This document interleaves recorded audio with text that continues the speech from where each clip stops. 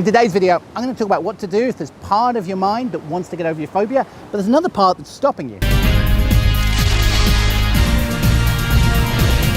Hi, I'm Christopher Paul Jones, the breakthrough expert. Now, very often, the first question I ask my clients when they have a phobia or anxiety, a fear they want to let go of, is how is this serving you? And the first answer they'll give is it doesn't. But that's the logical response. As I've said in previous videos, the problem was once a solution. It was once a way of solving a problem. Not logical, not rational, but it was meeting a need. It was trying to do something at the unconscious level.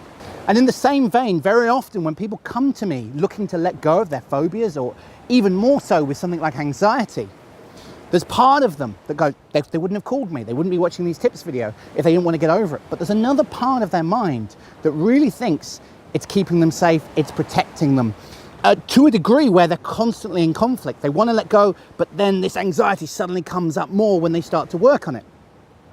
Now, with anxiety, this is almost very often like a rebellious child, like, you're not going to take away my protection mechanism. And it comes up strong and it comes up powerful, and you can almost see it in people. They suddenly revert to this kind of stroppy teenager. So what to do? How can you get over it? Well, one of the things is to integrate the parts. Now, how do you do that? Well, what you do is, as I said at the beginning, all behavior is meeting a need, however in conflict it seems. So what you do, you think about the part of you that wants to let go of your phobia, wants to let go of the anxiety. And then you think of that other part of you that's holding on to it. And just imagine, think at first of the part of you that's holding on to this anxiety, this fear, and I want you to bring it out onto a hand. Which hand would it be? Would it be your left or your right? And just hold it and then look at your hand. And now, as you look at it, what thing or person does it represent? As you think about that part of yourself that wants to hold on to your anxiety, that wants to maybe keep you safe, keep you protected, whatever it is, and just look at it. And what does it look like? And take that on board. And now what I'd like you to do is imagine on the opposite hand, the part of you that wants to let this go, that wants to be free. Whatever it is for you, bring that out on the other hand. And again, if that looked like a personal thing, what would it represent? What shape would it be? What color would it be? And now you have both hands like this in front of you. Now we're going to focus on the, I would say, negative part. As they say, they all serve you, but the part you probably are less happy with, or as I say, you wouldn't be watching these tips. Focus on that and ask yourself a question now. As you focus on that, go, how does this serve me? Or what's the positive intent behind this? Or what does it give me? So for example, with a phobia of flying, what's the positive intention behind me holding on to this, behind me keeping this? Well, it's making me avoid planes, okay? And then you ask that. So what's the positive intention behind that? What does that give me? How does that serve me? Or any combination of that. Oh, it's trying to keep me safe. And what's the positive intention behind safety? How does safety help me? What does that give me?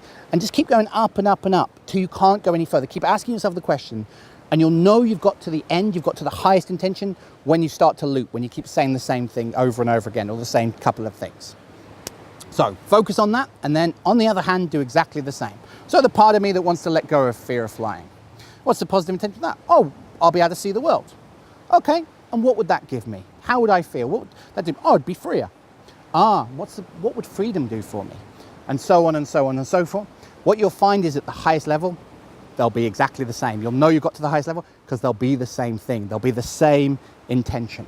And at that point, if you've asked yourself that in your mind, and sometimes people do this with their eyes shut, they'll often find these hands have already started to come together because your unconscious mind has integrated and realized that the positive intention is the same. Now, if it's struggling, if it's slow, you can also go, well, what can this part teach this that will help you integrate it better, help them work together? And what can this part teach this? Take as long as you need. You'll probably need much longer than I've given you in this video. Just don't rush it. Take a lot of time to ask these questions over and over again. But eventually they'll come together and integrate. And at that point, you'll find that fight, that constant back and forth will be lessened, and your mind will find new empowering ways, and new solutions will start to come up for you. Please leave a comment below. Let me know how you get on. If you like this video, please like, subscribe, and of course share. Until next time, I'm Christopher Paul Jones.